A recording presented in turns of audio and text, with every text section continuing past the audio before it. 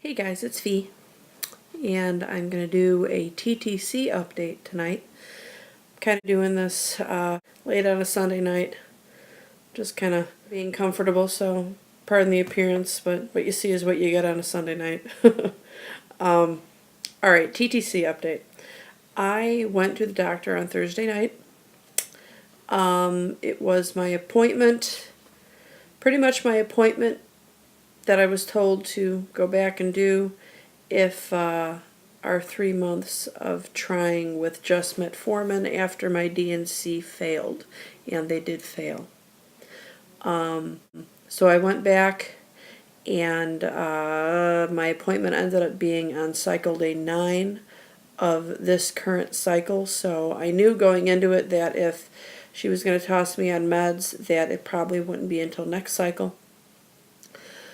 But I went there and I gave her all the information I had. I gave her the information on my husband's testing. I gave her all of my temping charts. I gave her all the stuff that I've been taking, that information, both herbal and vitamin and medicine-wise. Of course, medicine-wise, she knew what I was taking already. And I also started giving her all of my symptoms and whatnot. And I showed her that I was, doing my OPKs with 2 separate tests and whatnot. And I guess, all of this information really helped her. Going into it, I was really hoping that, I don't know, maybe between my circumstances and my husband's circumstances, maybe it would merit kind of jumping ahead to an IUI. But that's just me being impatient. I know that.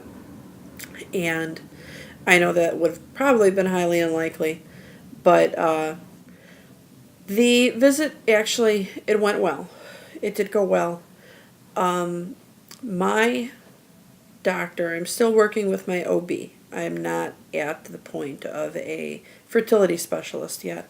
I've had the same OB since was like, I don't know, 19. I really trust him. But lately I've been dealing with his PA, his physician's assistant, and she is awesome. I really like her, but I also really like my OB. So between the two of them, I'm very comfortable with them. I really trust their opinions in what they do.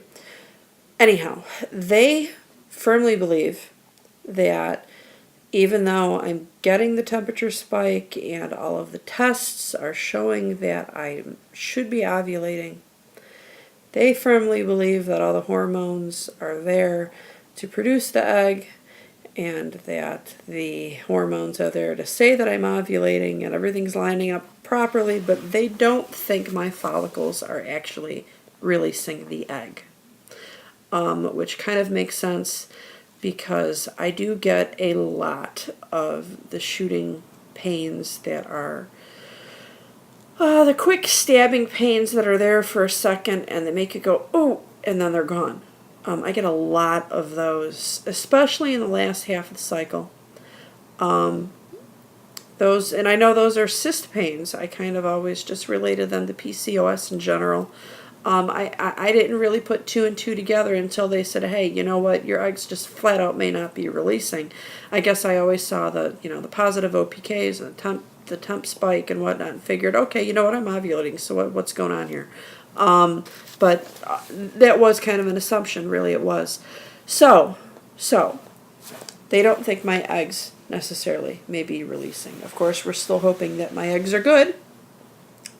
And we're still hoping that my husband's high viscosity is not going to be too much of an issue. We are doing all of the natural things that are supposed to help with that. So, starting next cycle, I am going to be on clomid. I have my little sheet here from her with all the instructions and whatnot. Most of this I already knew, but my doctor, and I know there's like 3 different ways you can take clomid, like the actual cycle days. They want me to take it cycle days 3 through 7, and then cycle days 8 through 12. I will also be taking estrogen twice a day, and cycle day 17 through the end, I will be taking prometrium, which is progesterone. I've already been doing that, so that's nothing new. So we're adding the clomid, we're adding the estrogen. I'm already taking the progesterone, and I'm already taking the metformin, so those two will stay the same. So they want this month, since this month is too late to start this, they want me to do a cycle day 21 blood draw to make sure that the progesterone that I've already been taking is at the right level, that they don't need to up the levels, that my progesterone looks good. I expect that to go okay. I was put on that back when I did get pregnant earlier this year that ended up being a blighted ovum. But I was put on that because my levels were too low. In a matter of 48 hours, they jumped up right where they needed to be, just with taking one pill a day. I think that's 100 milligrams. I don't have the bottle near me. I correct me if I'm wrong. I'm pretty sure that was the dosage. But one pill a day did it for me, and in a matter of 48 hours, I was good to go. So I expect the cycle day 21 blood draw this month to be perfectly fine. I know they're doing it just to make sure everything's still good, and if it's not, they can up my dosage or adjust my dosages before we start the clomid. So I guess in the long run, the timing of all of this is good, even though I kind of wish that I would have been able to get into their offices a little earlier so that this month could have been a clomid month. But c'est la vie. While I was there, I did ask a couple of questions about my PCOS. Now, I haven't, sorry, just moved my camera on accident there. I haven't had a scan for the PCOS since early this year, really early this year. Nothing's really changed on that front with my symptoms and whatnot. I respond really well to the metformin, so they don't really see a point in doing another scan to check it out. But I never really did ask, because part of me didn't want to know how, bad my PCOS was, because I was never clear on that. I know there's a lot of girls on here that have a really hard time with it, Getting to ovulate with PCOS for some of you is really hard, and I thank my lucky stars, and I thank my Lord that the metformin seems to do the job for me. So I was really curious where my PCOS stood medically. And what she told me actually was very positive. It was very enlightening for me, and I wish I would have asked earlier. She said that I chemically seem to have PCOS. All of my blood work shows the signs and symptoms and levels and the blood sugar issues of PCOS, but I don't have the typical string of pearls that you see on the scans. I do have some cysts, but they appear to be from eggs not releasing or the occasional cyst on the ovary, but not the string of pearls and not the mass amount of cysts that a lot of people with PCOS have. So I was really happy to hear that. They were supposed to actually call in all of this medicine for me on Friday, and I called up my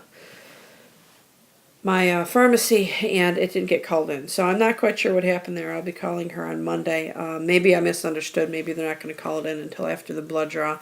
Obviously, I don't need all this stuff until, I don't need clomid or the estrogen or any of that until next cycle, which is, I don't know, 2.5 weeks or so. I should be ovulating soon for this cycle. So 2.5, 3 weeks, somewhere around there is when the clomid will start up. I will be on the clomid for 3 months.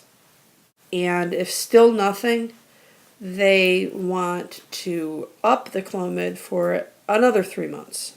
So that's 6 months of clomid total, 6 cycles in a row of clomid. If still nothing at that point, I will be being referred to a fertility specialist for IUIs. That's the path. That's the path they have decided. And I did ask her about Femera, because I know a lot of girls on here swear that Femera worked for them, and other people swear that clomid worked for them, and other people don't like either one because neither one worked. So I did ask her, and I guess it's just a matter of doctor opinion. They don't like Femera. They said they don't like the side effects that Femera can cause, and the majority of their patients seem to respond better to clomid. So I guess I'm just going to go with it. So, as for this cycle, this cycle is just with the metformin and the progesterone at the tail end of the month.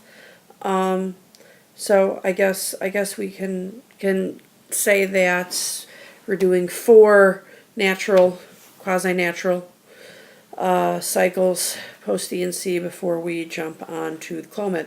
I'm not changing a whole lot for this cycle. I may or may not be doing many of the herbs and vitamins and whatnot that I'm taking once I'm on the clomid. I'm going to leave that up to the doctors. But this month, I think the one thing that I will be changing is Vitex.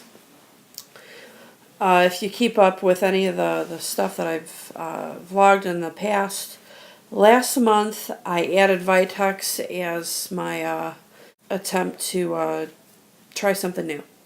A lot of people out there have a lot of good things to say about Vitex. Some people like it, some people don't.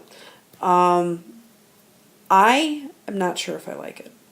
I didn't even do the full dose of Vitex because I don't like going from 0 to 50 mazillion milligrams all in one shot. I normally kind of ease myself into it, and I am kind of glad that I did. I don't know if this was purely circumstantial. I'm not sure if I'm going to chance it either way. I was only doing 1 pill of Vitex a day at night, so that's 400 milligrams. You're supposed to take like 2 or 3, I don't remember, 2 or 3 pills, that is. And it didn't, I wouldn't say it messed with my cycle. I mean, everything came on time, but I did get some spotting like 2 days before the red plague was supposed to show up, and then it stopped. And I was like, whoa, what's that? That kind of thing doesn't normally happen to me. It's either here or it's not with me. And then 2 days, well, really not even 2 days, like a day and a half later, it did show up full force. And what I didn't like, TMI warning, all right, here's your warning. TMI is about to ensue, all right? TMI. It was like someone turned a faucet on for 3 days and forgot to turn it off. And what was coming out of me was clots and all sorts of nastiness for 3 days. And then the 4th day, it was like spot, spot, drip, drip, a little bit here, a little bit there. Gone. Now, I know that may be normal for some other people, but it's not normal for me. It was weird. It was really weird. I know that may not sound, like, the world is coming to an end, but it was enough change in how my cycle normally goes, or at least how the red plague normally goes.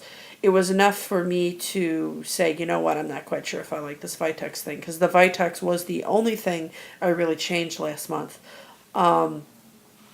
So I have not been taking it. I am currently at, what is this, cycle day 13, something like that. I have not been taking it this month. I have been taking everything. I have been taking everything else that I've mentioned in the past. That's that. That's that. That's all I got. Baby dust, everybody. And I will talk to you all later. Bye.